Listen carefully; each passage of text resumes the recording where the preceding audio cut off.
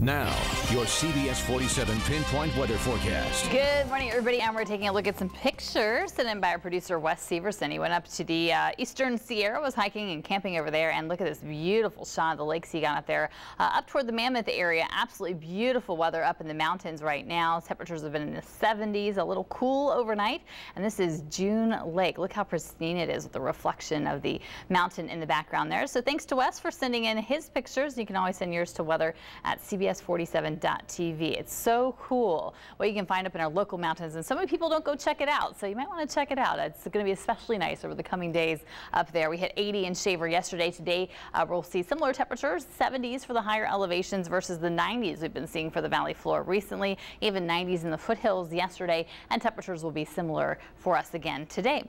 Here's what we're expecting. We're staying hot for now, even into really Saturday. Sunday we'll still see low 90s, so still above average. We should be around 90 this time of year and upper 80s next week as fall begins on Saturday. We're going to be a little cooler next week, but not a major cool down, just seeing some high 80s to low 90s back around average, and hopefully we'll stay that way as we head into fall. We've had this big ridge of high pressure in place for a really long time. That's what's kept our temperatures so hot in both August and September, and that's finally going to be knocked out by this low pressure system. It's just kind of sitting off the coast right now, so we're waiting for it to move through Saturday night into Sunday, and then once that ridge of high pressure is knocked out, then we can finally see the door open for those systems to flow off the ocean and keep us back around average instead of as warm as we have been recently. We're pulling in a little bit of moisture from the south right now, so warm air that's being pulled into our area, not going to really cool us off, even though we will see some thin clouds. We're in the low 90s in the North Valley for your highs today, 94 in Fresno, 92 to the south, 95 in Coalinga. Foothills today are in the low 90s as well, and for the mountains we're in the low 70s to the low 80s, 81 in Shaver, 91 Yosemite,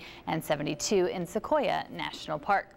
Our air quality is good to moderate. Your Boz pollen count is also in the moderate range with only weeds in the air right now. And our 7-day forecast shows temperatures that are going to be staying hot for now. We are in the mid 90s through Saturday, your weekend in view there, and we'll see low 90s by Sunday, some upper 80s, low 90s into next week. A pretty average start for the first week of fall. And for the mountains, we're in the low 80s for now, 70s return by Sunday, some low to mid 70s into next week. Beautiful weather up there, but dropping into the 30s overnight. Now let's check out our CBS 47 pinpoint traffic report presented by Bank of the West. Good news report this morning. No major problems on the freeways. Looks like we do have some slowing where you'd expect it on the 41 southbound into the city. And as Mike mentioned a little bit earlier, don't forget those new ramp lights are working now. You do have to pay attention to those. Highway 180 onto the 41. Also watch out for anybody else who might be unaware, since apparently there were some crashes yesterday. Mike, back to you. All right, 5:42 on your side with consumer news. People waiting on the new iPhone 5 will have to wait almost a month longer to get them. Pre-orders of the phone won't ship for 3 to 4 weeks. Apple had promised to ship them starting tomorrow when they hit stores. The new iPhone got more than 2 million pre-orders in the first 24 hours, double the number it got for last year's record-setting iPhone 4S release. You know, it's a well-known fact that Apple never has sales. Prices are lowered when the newer models are released, but there are no bargain basement deals to be found. But as CNET's Sumi Das shows us, there are ways to get a better deal. If you're eyeing the iPhone 5 but facing a bit of sticker shock, here are some ways to scrimp a little. First, don't break your contract with your service provider. If you just bought an iPhone 4S a year ago, you may not be eligible, so you're going to really need to check with your carrier first. If not, you might have to pay full price. For a 16-gig iPhone, that's $450. You can also save on your monthly bills. Want to hold on to your precious unlimited data plan? Resist the urge to pre-order online. You'll have better luck grandfathering in your plan if you talk to your service provider in person. To offset costs further, consider selling your old iPhone to a site like Gazelle. A 16-gig iPhone 4S in perfect condition fetches around $250. Apple offers a gift card in the same amount when you recycle your 4S through them. Philanthropic types can donate the phone to a charity, such as Cell Phones for Soldiers. Before you part with your old phone, though, some advice. You want to do a hard reset of the phone to the factory settings that wipes it completely, so any personal data is off. You know, your connection with your iTunes account, that's cleared. Photos, apps, all of that. Just make sure, of course, you back up your device first. And wait until your new phone is up and running to ditch the old one, or you might get stuck without a working phone. In San Francisco, I'm Sumi Das, CNET.com for CBS News. All right, 5:45, still ahead on CBS 47 this morning. She has to be tested constantly to make sure that her blood levels are high enough. A local 4-year-old raising money to fight a rare disease, how you can get involved. But first, here's a look at your CBS 47 talk show and prime time lineups.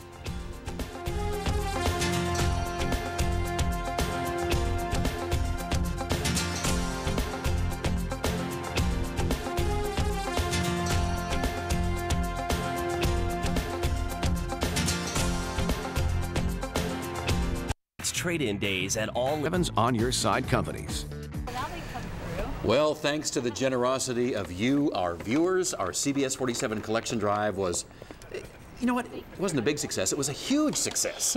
All day yesterday, yeah, folks came by the station to drop off donations to help feed the need in the Central Valley. You ready for this? 17,000 pounds. That's a whole big truck and a half. That's how much we collected yesterday, thanks to you guys. It was an incredible success, more successful than last year. The need's greater, but the people from the community just seem to come together whenever there's a great need. All right, thank you. And this year we also gave out 1,000 tickets to the big Fresno Fair to anyone who donated a dozen cans. Again, we want to say thanks to everyone who took part. Yeah. And we're sorry we ran out of tickets like 2 o'clock yesterday afternoon, but we did not expect just the overwhelming response. Yeah, and the fair had already doubled our number of tickets for us to give away. And I was impressed by how many people you talked to that just wanted to give to help out. And then as a bonus, they got the fair ticket. Yeah, so Good thanks viewers. again. Thanks Yeah. again. Well, a local 4-year-old is hoping to win thousands of dollars for research into a rare disease. Delilah suffers from diamond black fan anemia, a rare blood disorder, and Chase Bank is giving $5 million to the top 196 charities in the country. CBS 47's Brittany Hopper shows us how it could help thousands of children. Sit right there in that chair.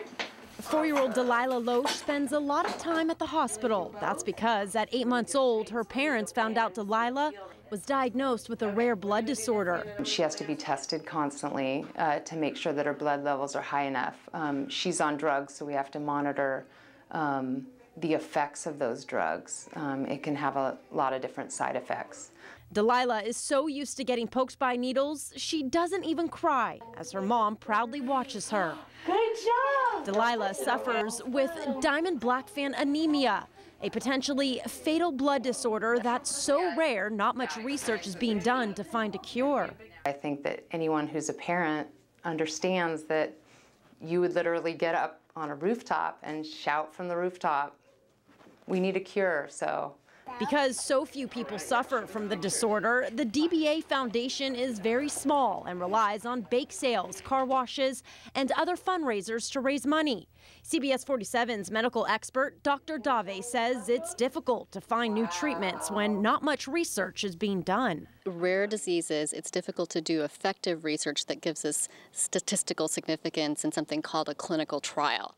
And that's where Chase Bank comes into play. Since September 6th, 7,000 charities and foundations around the country are competing for a chance to win between $10,000 to $250,000.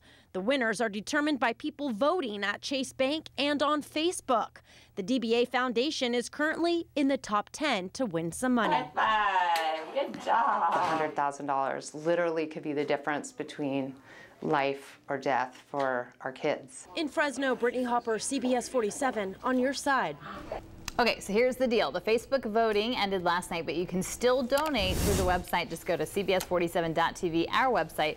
Click the On Your Side button for more information on that. Hope they make it. Me too. Yeah. All right, it is 10 minutes till 6 straight ahead. There's a Glee connection to this year's Real Pride Film Festival in Fresno. We have entertainment news coming up.